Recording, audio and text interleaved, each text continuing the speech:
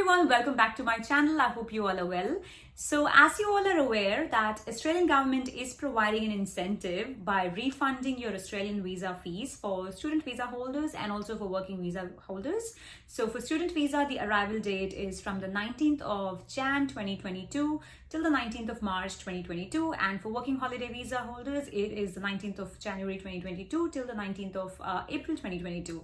So I made a detailed video already on the step-by-step process as to how you can claim this refund back, but now there's been few updates with the process where there's some additional information required, some additional documents that needs to be submitted, and mainly there's a form called 1424 which needs to be submitted as well. So in today's video I'm going to show you the updated process. So without wasting much time, let's get started.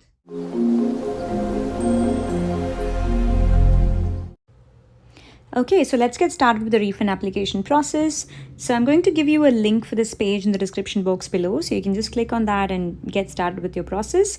Like I mentioned, these are the eligibility criteria for student visa holders, and also those are the arrival dates and for working holiday visa holders, that's the date. So you can just click on this hyperlink which says student and WHM refunds form and go directly to the page. And also the timeline to make the claim is up to the 31st of December 2022, but if you do it earlier the better. So you will be then redirected to this portal. I have already logged in, so it let me come into the page directly, but for your case, if you haven't logged in, please create an account and then you'll get this page, submit a new request. So now you have to fill in your TRN number, which is the transaction reference number, and your application ID. Both of this information can be found on your visa grant notification letter. So now you enter the type of visa you're on. So I'm just taking an example of a student visa, and the entry date has to be between 19th of Jan till the 19th of March. So I'll randomly just choose a date from the month of Feb. And the next part, you will have to fill in all the given details, which is very simple and straightforward: name, family name, passport number, contact number, email address, and everything. So here we come to the important part, where it is about the payer's details. So here, if you're on a student visa, in most cases, your family member or your parent would have, paid on behalf of you. So here what I'm going to do is I'm going to say yes. I'm just going to use that scenario. And does the payer want the money to be returned in their bank account? So if you want it to go to their bank account, you got to say yes. But here for an example, because most students prefer to get the money in their Australian bank account, I'm going to say no. So here, does the payment want the refund to be paid to your bank account, which is your Australian bank account? I'm going to say yes. And now these are the criteria that is required for you, to proceed with your document.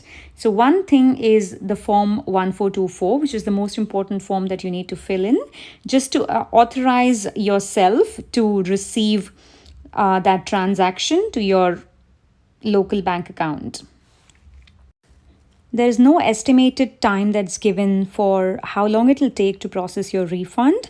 So we just have to apply and just wait and hope for the best.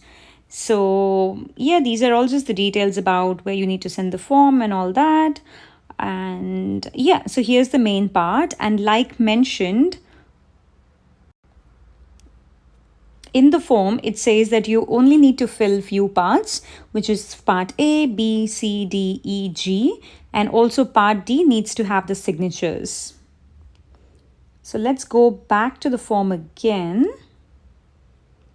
Yeah, so here's just the payer's details. So full name of the original payer. So if your parents have paid your fees, so you got to write their name, their address, date of birth, email address, and all these details.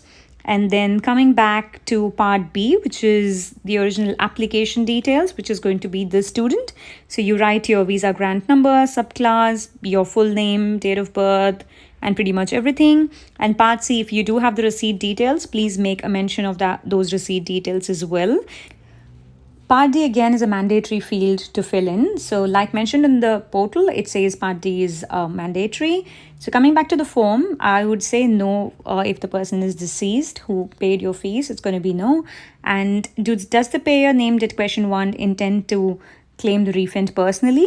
So if I'm assuming that you want the funds to come to your Australian bank account, so I'm just going to give no and come back to this section. 18th, you need to get signature of your parents, and 19th is where your parents or your guardian is giving the authorization to you to receive the funds. So here it's going to be all of your details.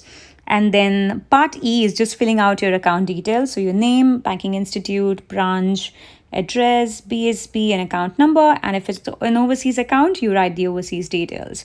And coming back to part F, which you do not need to fill in, you can just ignore that. Come to part G.